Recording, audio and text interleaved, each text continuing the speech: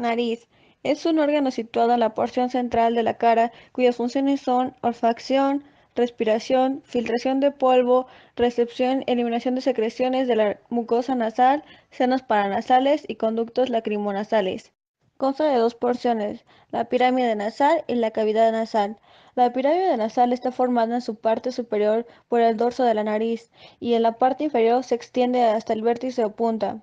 La parte externa está recubierta por tejido adiposo, algunos músculos de la expresión facial, transverso, elevador y dilatador de la ala de la nariz, y piel. Correlación anátomo-clínica. La piel de la parte externa de la nariz y sus alrededores contiene glándulas sebáceas y folículos pilosos que pueden infectarse. Dicha infección podría extenderse hacia las venas oftálmicas y por lo tanto al seno cavernoso causando una severa neuroinfección. Por eso se le llama el área de peligro de la cara. Porciones de la nariz.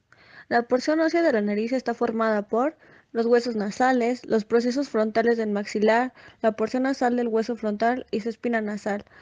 La porción cartilaginosa tiene 5 cartílagos principales, son 2 laterales, 2 alares y el cartílago septal.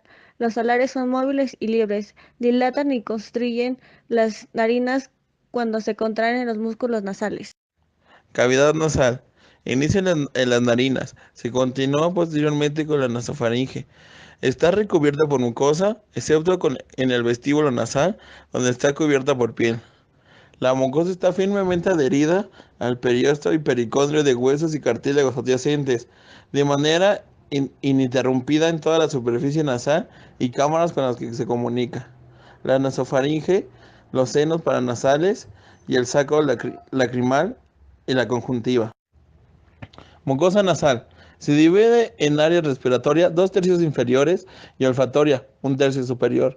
El aire que pasa por el área respiratoria es calentado, filtrado y humedecido en esta zona. El área olfatoria es mucosa especializada. Contiene la porción periférica del órgano de la olfacción, los procesos de las neuronas olfatorias del epitelio olfatorio nasal se unen y forman haces que atraviesan la lámina cribosa del etmoides y penetran posteriormente al bulbo olfatorio. Límites de la cavidad nasal. Pared superior. Superficie curva, estrecha, excepto en su porción posterior, donde se amplía y forma una bóveda. 3 partes, frontonasal, etmoidal y esfenoidal. Pared inferior, mucho más amplia que la superficie formada por los procesos palatinos del maxilar y la lámina horizontal del palatino. Pared interna o medial, formada por el septo nasal, lámina perpendicular del etmoide, vómer, cartílago septal, crestas nasales del maxilar y el palatino. Pared lateral o externa, es desigual por la prominencia de los cornetes, conchas nasales o huesos terminales. Superior, medio e inferior, elevaciones que se proyectan en sentido inferior y se curvan inferior medialmente hacia la cavidad nasal.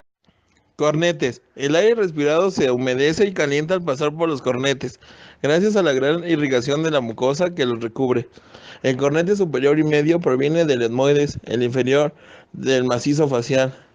Dividen la cavidad nasal en 4 pasajes: el receso esfenomeidal, el, el meato nasal superior, el meato nasal medio y el meato nasal inferior. Meatos nasales. El receso esfenoidal, que se encuentra superior al cornete superior, recibe la desembocadura del seno esfenoidal, mientras el meato nasal superior es un pasaje estrecho entre la concha superior y media, dentro del cual desembocan los senos etmoidales a través de uno o más orificios. Los meatos nasales. El meato nasal medio es el más largo y profundo que el superior. La parte anterosuperior conduce al infundíbulo esfenoidal, que es una apertura que comunica el seno frontal a través del conducto frontonasal, cuya desembocadura es el hiato semilunar. La bula etmoidal es una elevación redondeada superior al hiato semilunar. Es variable cuando se remueve el cornete medio. La bula es una elevación que protruye hacia la cavidad nasal. Está formada por las celdas etmoidales posteriores que forman el seno etmoidal.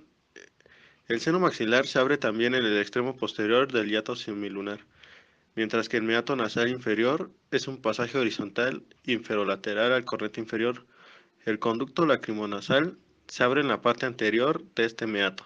La irrigación de las paredes de la cavidad nasal las dan las ramas arteriales esfenopalatina, las arterias etmoidales anterior y posterior, la arteria palatina magna, la arteria labial superior y las ramas nasales laterales de la arteria facial. El seno maxilar y los senos esfenoidales están presentes al nacimiento y el resto se vuelve evidente alrededor de los 8 años. Sin embargo, se forma completamente hasta la adolescencia. Los senos paranasales son cavidades neumáticas que son extensiones de la porción respiratoria de la cavidad nasal y se proyectan dentro de los siguientes huesos: frontal, etmoides, esfenoides y maxilar. Su porción interna está recubierta por el periósteo de los huesos y por mucosa similar a la nasal. Los senos frontales tienen una estrecha relación anatómica con el lóbulo frontal. Es así como se explica que la infección de este seno puede producir un absceso en el lóbulo frontal.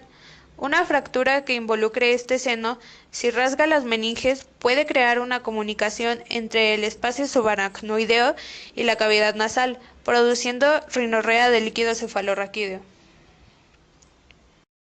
Los senos etmoidales son múltiples cavidades en las masas laterales del etmoides entre la cavidad nasal y la órbita.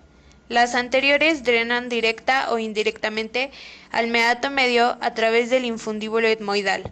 Las medias drenan al meato medio y las posteriores se abren directamente al meato superior. Son inervados por las ramas etmoidales anteriores y posteriores de los nervios nasociliares. Si el drenaje de los senos etmoidales se bloquea, puede causar severas infecciones que incluso pueden llegar a la ceguera, ya que los senos etmoidales posteriores están situados cerca del canal óptico por donde pasa la arteria oftálmica y el nervio óptico. Los senos esfenoidales están divididos y separados por un septo óseo. Ocupan el cuerpo del esfenoides y pueden extenderse hasta las alas del mismo. Su presencia hace que este hueso sea muy frágil, y están separados de importantes estructuras anatómicas como los nervios ópticos, la pituitaria, el quiasma óptico, las carótidas internas y los senos cavernosos. Están irrigados e inervados por la arteria y nervio etmoidales posteriores. Senos maxilares. Los mayores ocupan el cuerpo del maxilar. Su vértice se extiende al cigomático. Forman la parte inferior de la pared lateral de la cavidad nasal. El techo lo forman el suelo de la órbita. El suelo es la porción alveolar del maxilar y se relacionan con las raíces dentarias de los primeros 2 molares. Drenan por el istmo maxilar al meato medio a través del hiato semilunar. Su irrigación por las ramas alveolares superiores de la arteria maxilar y las ramas de la arteria palatina mayor. Su inervación por los medios alveolares anterior, medio y posterior. El istmo a través del cual drenan está localizado en una parte muy alta de la pared medial, lo cual dificulta su drenaje en posición anatómica, a menos que se encuentre lleno de secreción, y en cuyo caso drena por rebosamiento. Son los más comúnmente afectados por infecciones. El seno maxilar puede infectarse a partir de infecciones de la cavidad nasal o por caries en los molares superiores. Si hay inflamación, sinusitis o infección en este seno, dada su proximidad a la superficie de la piel, y hay enrojecimiento e inflamación cutánea. Al gestionarse la mucosa del seno se congestiona su istmo y se obstruye, y solo puede drenarse cuando se está recostado de un lado. Un resfriado o una alergia que involucre ambos senos puede provocar cambios de posición durante la noche en un intento por mantener limpios los senos al drenar alternativamente a un lado o el otro.